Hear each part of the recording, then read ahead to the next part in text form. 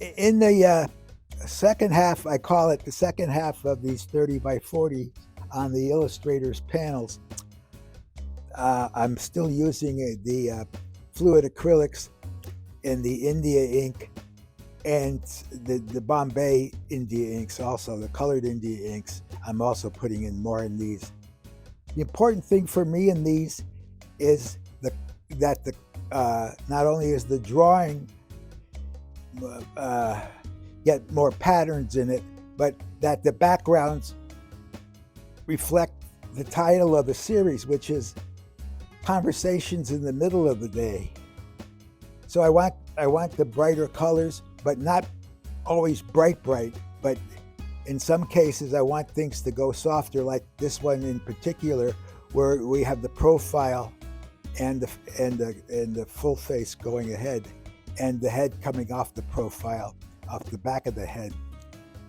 It's important for me to play the colors against each other, and more I find myself drawing with the paint again, something I used to do years ago with my oil paint. And I find myself wanting to draw the color. And by what I mean by drawing the color is that the color can follow the black line as well as the form itself. In other words, you get another color in the form, and that's the Bombay inks that are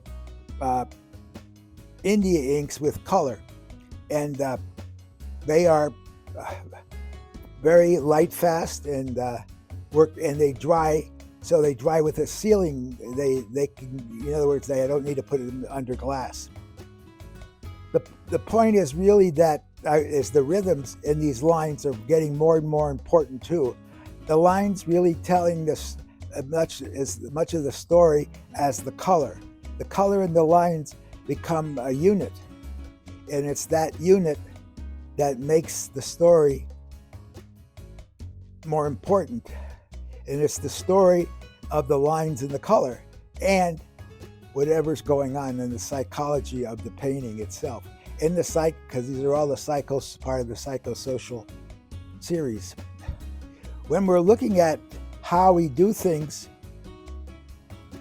differently in this, is many times I paint the background in several different layers rather than just the black India ink like I had in the night series, Conversations in the Night. It's important for me to remember that the art world may not respond. It may respond to these, or the market may respond or not respond to them. But there's something about it I have to do. I seem to have that black line, and it has to be and that's my handwriting. So my handwriting's all over the painting, and the color becomes part of the handwriting with the line in these. And that's very different than saying I'm outlining something. I'm not outlining as much as I'm inlining. I'm inlining my hand with my hand, showing my my nervous system, whatever it is that's in there. But it's an important part of my handwriting is that in writing is inside the color, outside the color. It's not open color where it's always obvious, but there's one color is affecting another color, affecting another color, affecting another color. Many times I have things that look like the same color until you step up close to them, and you'll see that there is a difference in those colors.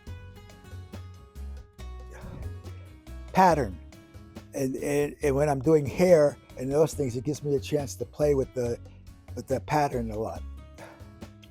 What we're looking over here was this was was just in the pastel, the softer colors, and then I kept looking at it, and I put it at a different angle. I put it up above me on a shelf, and it just didn't look right. So because I didn't have my handwriting in there, and so there's the black line, my handwriting, but also the pastel colors are still there. Many times when I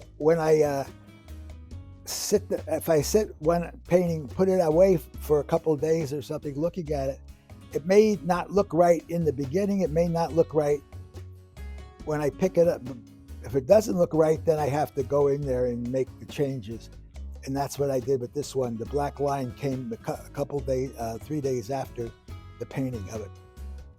So that's an important combination, because the black line and a pastel color is different than putting a bright color next to a black.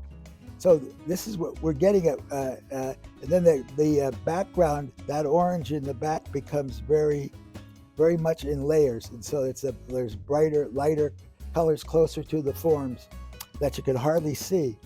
And the thing is that many things in these things I want to be hardly seen, but making a difference.